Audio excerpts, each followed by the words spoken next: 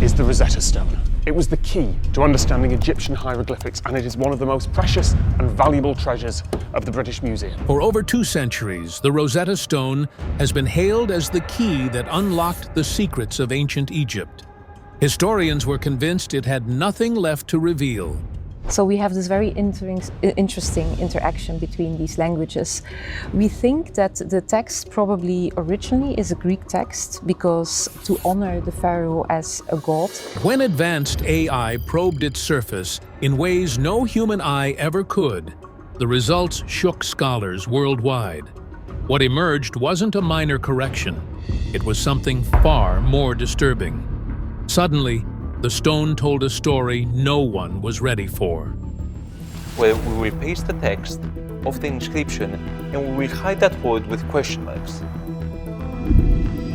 Stay with us as we dive into the mystery carved into this ancient slab. It's so hard for people to put in their brain 5,000 years of time, and that there's these people that have this very bizarre language. It looks like computer code. It does. Doesn't it? Yes, it does. The truth about the Rosetta Stone. The Rosetta Stone stands as one of the greatest finds in history, but the way it actually looks, and the story behind that look, surprises a lot of people. Everybody's got that picture in their head of the Rosetta Stone as some giant black slab.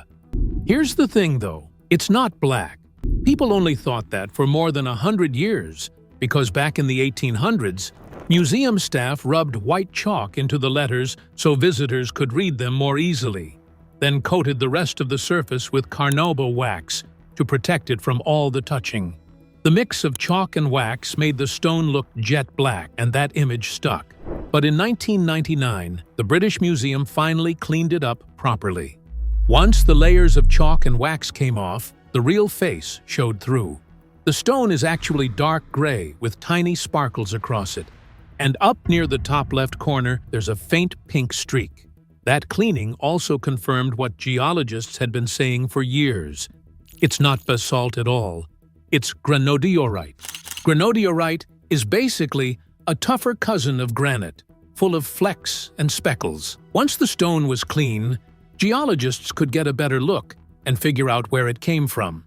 They compared it to quarry samples across Egypt, and the closest match was a small site called Gebel Tingar on the west bank of the Nile, not far from Elephantine in the Aswan region. That pink streak across the corner is the giveaway. Granodiorite from Gebel Tingar often has that same kind of vein, so experts are pretty confident that's the quarry where it was cut. If you're standing in front of the Rosetta Stone today, the first thing you'll notice is that it's not as massive as people think, but it is really heavy. The slab is a little over 44 inches tall at its highest point, just under 30 inches wide, and a bit over 11 inches thick. Altogether, it weighs close to 1,675 pounds. In the British Museum, it's officially catalogued as EA24, which is the number you'll see on labels and online. Now, before getting into what the writing actually says, it helps to look at how the text is arranged. The face of the stone is divided into 3 blocks of writing. At the very top are hieroglyphs. The sacred writing is, of course, the hieroglyphs. The formal script used for religious and ceremonial things. In the middle is demotic, the fast, flowing style people used for everyday records and administration. And at the bottom is Ancient Greek, which the ruling government used at the time. None of the bands are complete since the stone is broken, but we can still count what's left. Up top, there are about 14 lines of hieroglyphs. In the middle, there are 32 lines of demotic, and at the bottom, there are 54 lines of Greek. Though a diagonal crack slices into the lower right corner. Flip the stone around and you'll see the back was left rough. That wasn't sloppy work. It was going to be set against a wall, so nobody would ever see that side. Here's something else most people miss until they're standing right in front of it. What we have is only a fragment of a much larger piece. The Rosetta Stone was once a complete stela, which is just a word for a big upright slab with writing carved on it. If you look at another decree from the same Ptolemaic period called the Decree of Canopus, you'll see what the Rosetta Stone used to look like. The Canopus stela stands more than 7 feet tall and has long runs of hieroglyphs, Demotic and Greek. Using examples like that, scholars estimate that the Rosetta Stone originally had another 14 or 15 lines of hieroglyphs above the part we still have.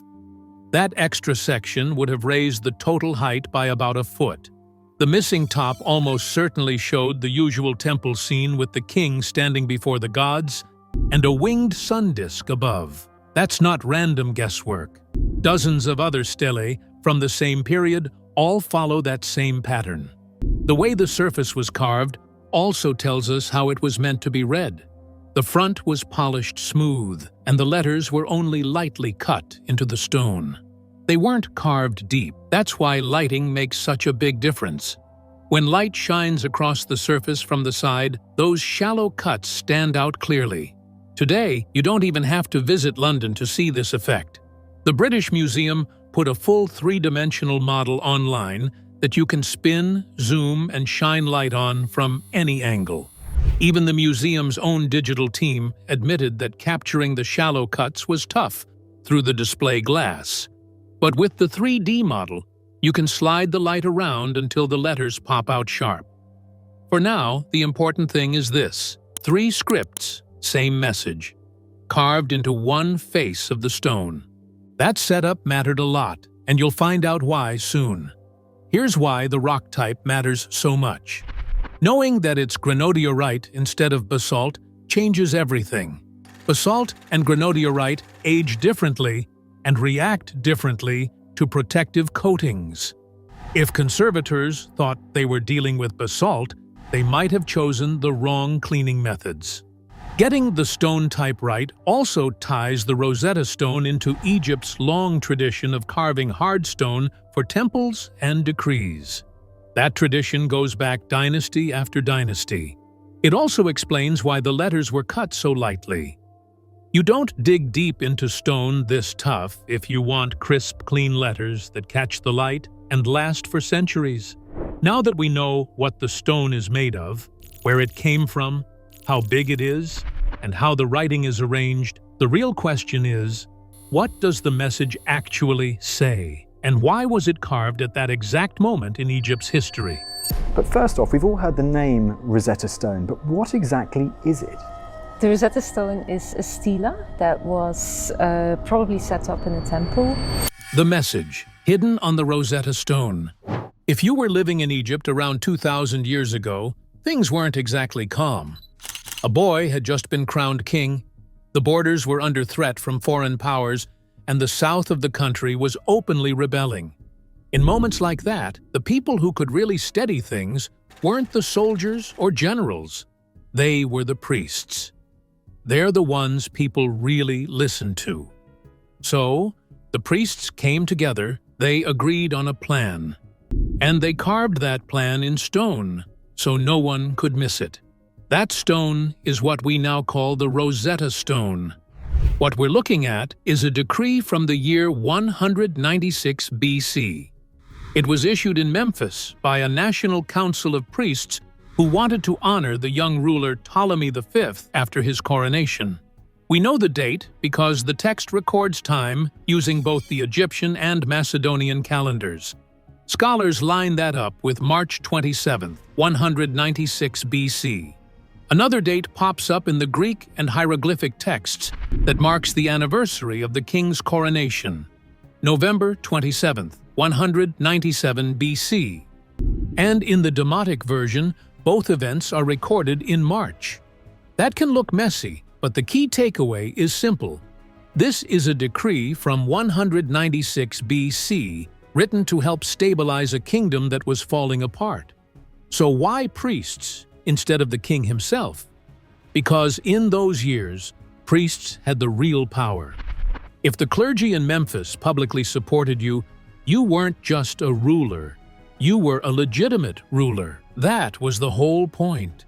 The decree praises the king for things that mattered to people and temples, and in return, it promises celebrations and honors that placed him right alongside the gods. The priests even included instructions for how to spread the word.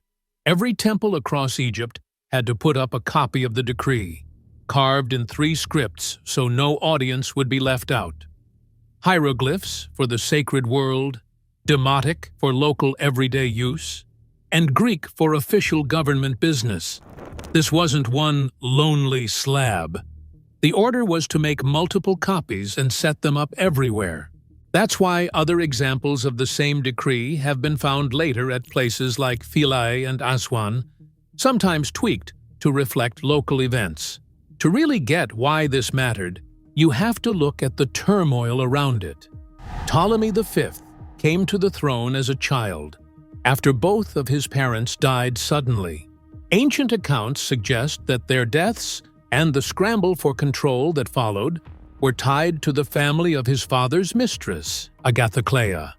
For a while, her clique ran the government in the boy's name, until the people of Alexandria finally revolted.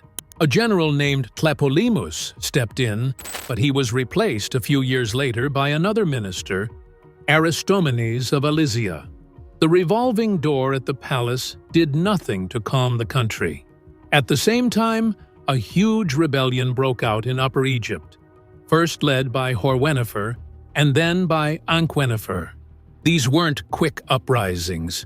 They set up their own rule in the south for nearly 20 years, from about 206 until 186 BC. It took decades for the crown to regain control. And that wasn't the only trouble. The outside world smelled weakness. Antiochus III of the Seleucid Empire and Philip V of Macedon struck a deal to carve up Ptolemaic territory. The hardest blow came at the Battle of Panion near the springs of Banias, where Antiochus crushed the Ptolemaic army led by Scopas of Aetolia. That fight, dated to about 200 BC, handed the Seleucids control of Coele-Syria, which included Judea. Egypt never got it back. That loss hung heavy over the years when the decree was made. Now, what does the stone actually say? It starts with gratitude for things people would feel in daily life. It says the king sent silver and grain to temples. It says he cut or even canceled some taxes to help the army and everyday families. It says he cleared temple debts that had piled up and reduced burdens tied to shipments and inspections. It praises him for dealing with a major Nile flood in his 8th year by building barriers so fields wouldn't be ruined. These aren't just fancy compliments. They're the kinds of moves people could feel in their stomachs and in their pockets. The decree also talks about justice and mercy. It says rebels from his father's reign were punished when the young king came to Memphis for his official coronation. But it also talks about pardons for some prisoners and ending certain types of forced labor that pulled priests away from their work. In plain words, it's politics carved into stone. The king promised relief and stability, and the priests promised their loyalty in return. The text digs deeper into religion too. It praises the king for honoring sacred animal cults, especially the Apis bull of Memphis and the Manavis bull of Heliopolis. He paid for their offerings, their burials, and their festivals. To us, that might sound small, but back then, these cults drew massive crowds. Supporting them wasn't just religious, it was smart politics and good publicity. The decree then spells out what the king would get in return, and the details are very precise. His birthday and his coronation day were to be celebrated every year with rituals and parades. His name was to be spoken in services alongside the gods. Statues of him were to be placed in public temple spaces. The priests were told exactly what to carve and where to place the slabs. It locked the deal in. The king looked generous and divine. The priests gained relief and honor, and the public got a calendar filled with reminders tying their ruler to the gods. The text even helps confirm the date by naming 4 high priests who held office at the time, including Aetos, son of Aetos, who oversaw cults tied to Alexander the Great and the Ptolemaic line. Those names give historians a cross-check to match the ancient calendar with our own. And that's why the 196 BC date is secure. Some people wonder about the conflicting dates in the decree, but here's the short version. The main body names March 27th, 196 BC, the day the priests met in Memphis. Other sections in Greek and hieroglyphs mention November 27th, 197 BC, the coronation anniversary. The Demotic version places both in March. Scholars disagree on why, but they agree on the big picture. The decree was issued in Memphis in 196 BC. Step back, and the whole thing looks less like royal bragging and more like a deal. The priests offered their public support and raised the king's status to godlike. The king gave them tax relief, debt forgiveness, food supplies, and festival funding. It was a trade written in stone. The three scripts carved into the face weren't just about reaching more readers. They showed that this deal applied everywhere. Hieroglyphs linked it to sacred tradition. Demotic tied it to daily administration. Greek locked it into government law. If you were a priest, you could recite it. If you were a scribe, you could file it. If you were a clerk, you could enforce it. Same message, 3 languages, 1 kingdom. For key things like maybe there are numbers, and very quickly you'll get an idea of roughly what it is. So you can generally tell these administrative texts quite quickly. This wasn't theory. Archaeologists have found other copies of the decree, just like the order said they should. Some of those copies were updated to mention local victories or changes. One in Upper Egypt, for example, celebrated the retaking of Thebes. That proves the decree wasn't just a single event. It was part of an ongoing program to keep the king's image alive and strong year after year. Seen in context, this was survival politics. The south was still rebelling. The Seleucids had grabbed Judea. Macedon was making moves in the Aegean. Holding a coronation in Memphis, the heart of Egyptian tradition, wasn't just a ceremony. It was a statement that the crown was still tied to Egyptian customs, not only Greek ones. The decree is the proof of that promise. Today, if you want to read it, you don't need to wade through clunky old translations.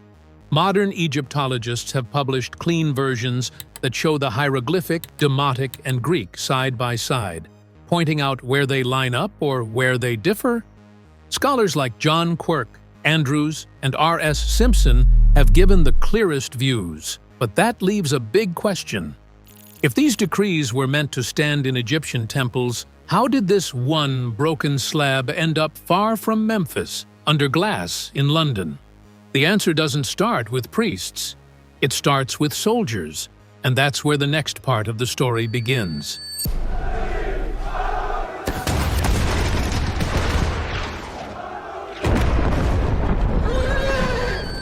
The untold journey of the Rosetta Stone. Napoleon marched into Egypt in 1798 with more than just guns and cannons. Alongside his army, he brought a small group of scientists, engineers, artists, and mapmakers, all determined to uncover the country's past while the soldiers fought over its future. A year later, in the blistering summer heat on the Nile Delta, those same French troops were tearing down the crumbling walls of an old fort to patch their defenses when one block crashed into the dirt. At first glance, it looked like junk, broken, rough, nothing shiny about it. But as an officer brushed it off, he spotted something unusual. 3 neat bands of carved writing stretched across its face. That moment, near the port town the French called Rosetta, was the start of a journey that turned a forgotten slab of rock into one of the most famous museum pieces on Earth. Lieutenant Pierre-François Bouchard quickly realized it wasn't just rubble. He sent word up the chain, and within days the mysterious slab was shipped off to Cairo for study. There, one of the French scholars, Michel-Ange Lancret, wrote to the New Science Institute in Cairo, pointing out that the slab carried not one, not two, but 3 different scripts. A few weeks later, the expedition's own newspaper, the Courrier de l'Égypte, told the public about the discovery and even suggested it might help unlock the lost language of ancient Egypt one day. That was September of 1799, and that guess turned out to be spot on. The French wasted no time making copies of the writing. In 1800, their printer Jean-Joseph Marcel figured out that the middle band wasn't Syriac, as some had guessed, but Demotic, the everyday Egyptian script used for letters, notes, and records. Another member of the team, Nicolas Jacques Conté, came up with a clever trick. He inked the stone itself and pressed paper against it, basically turning the slab into a giant printing plate. Antoine Galland tried another way to pull impressions, and General Charles Dugois carried those copies back to Paris. For the first time, scholars across Europe could study all 3 texts without ever touching the original stone. But if this sounds like a calm research project, it wasn't. The French military campaign was collapsing. Napoleon had already slipped back to France in 1799. By March of 1801, British troops landed at Aboukir Bay. The French fell back to Alexandria, dragging crates of maps, books, and antiquities with them, including the slab. After a series of defeats, the French commander Jacques-François Menou surrendered on August 30th, 1801. The deal, known as the Capitulation of Alexandria, forced the French to hand over their prized antiquities to the British and their Ottoman allies. The Rosetta Stone was on that list. Even the handover had its own drama. Colonel Tompkins Hillgrove Turner, a British officer, later bragged that he took the slab directly from Menou and rolled it off on a gun carriage. Another witness, scholar Edward Daniel Clark, told a different story. He claimed a French officer secretly led him and a colleague through side streets to where the stone was stashed among baggage, then tipped off the British commander so they could grab it before regular soldiers made off with it. We even have a letter from General Healy Hutchinson dated September 13, 1801, ordering Clark to make sure the Rosetta Stone was secured under the terms of surrender. The exact details of who held it first may never be clear, but one thing is certain: the British walked away with it.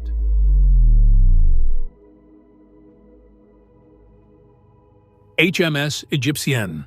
The ship reached Portsmouth in February of 1802. Turner's orders were to present the spoils to King George III. The War Secretary, Lord Hobart, decided the stone should go to the British Museum, but not before being shown to scholars at the Society of Antiquaries. That first public showing happened on March 11, 1802, in a packed hall in London. Soon after, the Society ordered 4 plaster casts to be sent to Oxford, Cambridge, Edinburgh, and Trinity College, Dublin, so more scholars could examine it. By summer, the slab was on display for the public, and by the end of the year, it had settled into its new permanent home in the museum. Those casts and prints made all the difference. They allowed scholars everywhere to compare the 3 texts line by line without needing the actual slab. Within weeks, the Society was circulating printed copies, and experts began filling in the broken parts of the Greek text at the bottom. Since Greek was already understood, it became the entry point for trying to unlock the mystery of the other scripts. That simple move, sharing copies quickly and widely, poured fuel on the race to crack the code. Back in London, the museum leaned into the stone's status as a war prize. Staff painted bold white labels right on its sides, which can still be seen today. One side reads, "Captured in Egypt by the British Army 1801." The other says, "Presented by King George III." They weren't trying to fake anything. These were just blunt notes on how it got there. Since 1802, the Rosetta Stone has been on almost constant display, with only one long break during World War I. When German air raids threatened London, the museum evacuated precious objects underground. The Rosetta Stone spent about 2 years stored 50 feet below Holborn in a tunnel of the old postal tube railway before it was brought back to its gallery when the war ended. Museum records show it has been on display ever since, moved from room to room as the museum expanded and older floors couldn't handle its weight. Today, it sits in the Egyptian Sculpture Gallery, and it is one of the museum's most visited pieces. But the story doesn't end with a glass case. For decades, there has been fierce debate over where the stone should really be. In 2022, 2 separate campaigns in Egypt reignited that fight. One petition, led by archaeologist Monica Hanna, argued that the stone was a spoil of war and should be returned. Today, the Rosetta Stone, for me, is a symbol of Western colonialism over my culture. It represents a spoil of war, it represents cultural violence. Another campaign, backed by former Antiquities Minister Zahi Hawass, demanded the return of several headline artifacts, including the Rosetta Stone. News reports said thousands of people signed, and the debate spread fast across newspapers and social media. The British Museum has stuck to its line. It says the object was transferred legally under the 1801 Surrender Treaty, that it has never received a formal request for return from the Egyptian government, and that British law makes it almost impossible to give back items in the collection except in very rare cases. That doesn't silence the ethical debate, but it explains why the museum focuses on research, loans, and digital access, rather than sending the slab back. So the slab had crossed borders, changed hands, and landed under glass. But the real race was about to start. The race to crack the code of a dead language, how the Rosetta Stone was finally cracked. By the time the Rosetta Stone landed in Europe, the biggest problem wasn't finding the letters carved into it. It was that no one alive could actually read them. The knowledge had died out long ago. When the Roman era swept through Egypt, temples closed, priests faded away, and with them went the training needed to read the old picture signs we now call hieroglyphs. The very last known line of that script was scratched on a wall at Philae in the year 394 AD by a priest, signing his name and asking the gods to remember him. After that, silence. The more casual writing style Egyptians used every day, called demotic, stuck around a little longer. A later phase of scripts developed called demotics, developed from hieratic, but was closer to the spoken language of the time. Showing up at Philae until about the mid-400s. But even that script was gone soon after, leaving almost nobody in Egypt able to read what their ancestors had written. For centuries, people saw the signs, copied them into books, made wild guesses, and still had no way to understand the voices behind them. Into that vacuum came guesswork. A writer named Horapollo put together a handbook in late antiquity, claiming to explain what each sign meant. His big mistake was treating them like symbolic codes instead of a real writing system that spelled out words and names. Centuries later, in Europe, a famous scholar named Athanasius Kircher repeated that same wrong idea. He filled massive books with so-called translations that sounded deep, but were basically nonsense.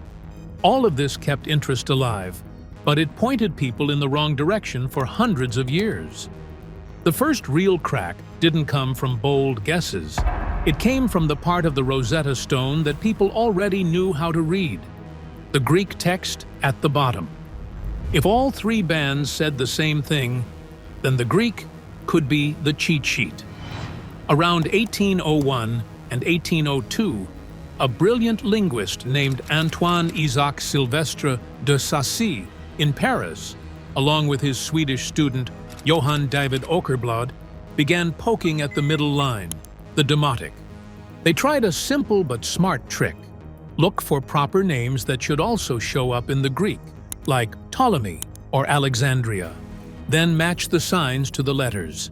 Dessasi managed to spot several names. Åkerblad went further, building a proposed alphabet of 29 signs, and even reading a few words using his knowledge of Coptic, which was the late version of Egyptian written with Greek letters. He got a surprising number of signs right, but then he hit a wall. The Demotic script wasn't just letters. It mixed phonetic signs with symbols that stood for whole ideas or words. Trying to force it into a simple alphabet just didn't work. Enter Thomas Young. He was a British polymath, the kind of genius who dabbled in everything, from physics to medicine to languages. Between 1814 and 1819, he turned his attention to the Rosetta Stone. He focused on the royal name rings, the oval loops you see carved around groups of signs. These are called cartouches, and they always box in royal names. Young figured out that if he could pin down just one famous name inside a cartouche, he could lock down the sounds of the signs inside it. And he did. Young spotted the sequence for Ptolemaios in the hieroglyphic section and showed how some of those shapes matched with signs in the Demotic band. So altogether, Young had these characters spell out the name Ptolemaios, and he was right in that. This was huge. For the first time, someone had proved the Egyptian scripts weren't random symbols. They were linked, and they carried sound values. Young wrote up his findings in 1819 in a massive article simply called Egypt, which appeared as a supplement to the Encyclopedia Britannica. For the first time in centuries, people had real sound values tied to Egyptian signs. But Young stopped short. He mostly believed phonetic spellings were only used for foreign names, not for the Egyptian language itself. The final breakthrough came from Jean-François Champollion, a young French scholar who had been obsessed with Egypt since he was a boy. In 1822, Champollion got access to rubbings and drawings from an obelisk at Philae that had been hauled off to England. On its base was a Greek dedication naming Ptolemy and Cleopatra. On its shaft were matching Egyptian cartouches. By comparing those two names side by side, Champollion was able to work out even more letter sounds, including vowels and common consonants. Then he made the leap no one else had. He showed those sound signs weren't just for foreign names. They spelled out Egyptian words and Egyptian royal names too. Suddenly, the whole system shifted. Hieroglyphs weren't mysterious symbols. They were a real writing system. 3 men, but at the top, this really interesting symmetrical arrangement of the hieroglyphs, and it demonstrates how hieroglyphs can read in 2 directions. On September 27, 1822, Champollion sent a letter to Bon Joseph Dacier, the secretary of the Academy, laying out his breakthrough. Many historians look at that date and say, that's the day ancient Egypt's voice was heard again. Within a year, Champollion was reading the names of older pharaohs like Ramesses and Thutmose on monuments across Egypt. Soon after, he started building a full grammar and catalog of signs, showing how the system worked for everyday words, titles, and religious phrases.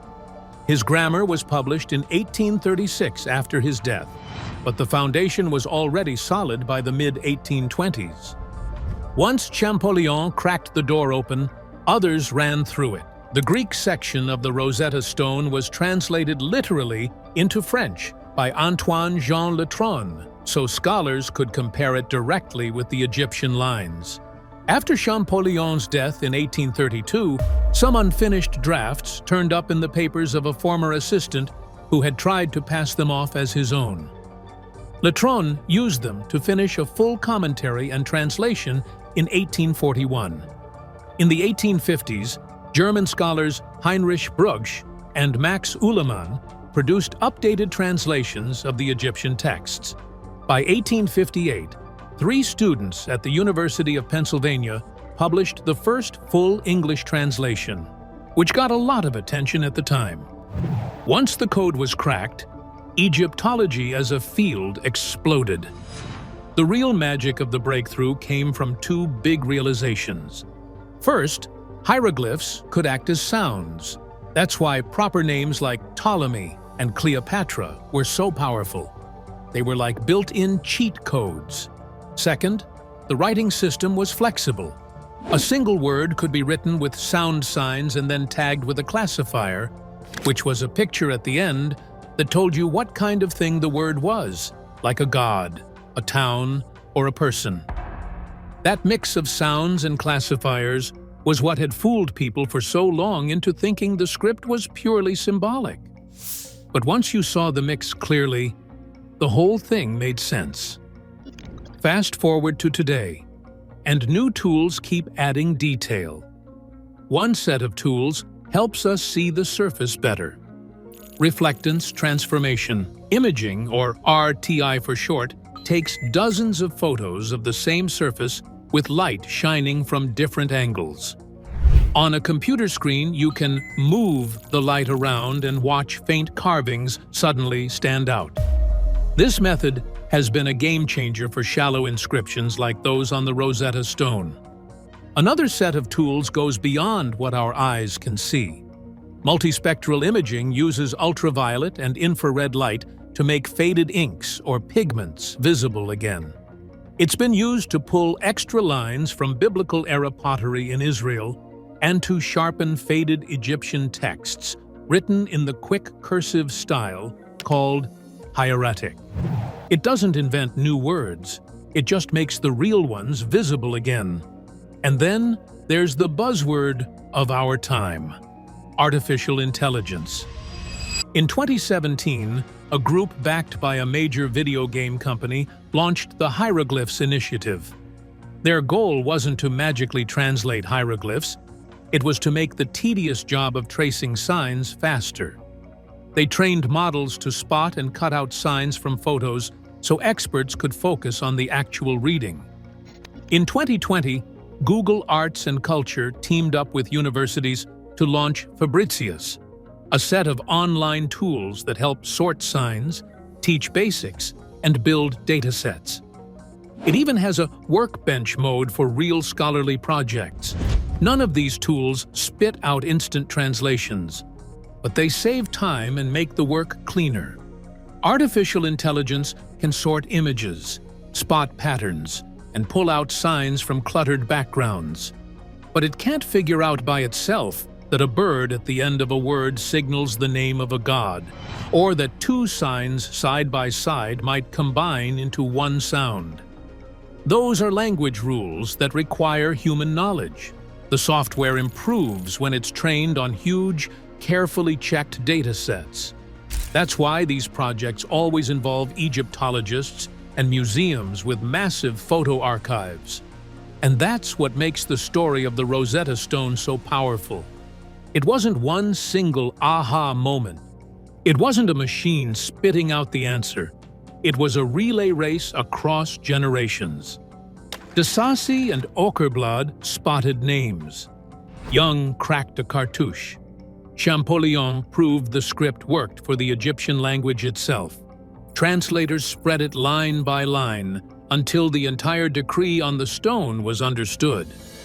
Now, imaging and artificial intelligence keep the process alive, helping us sharpen faded signs, recover shallow cuts, and manage mountains of photos.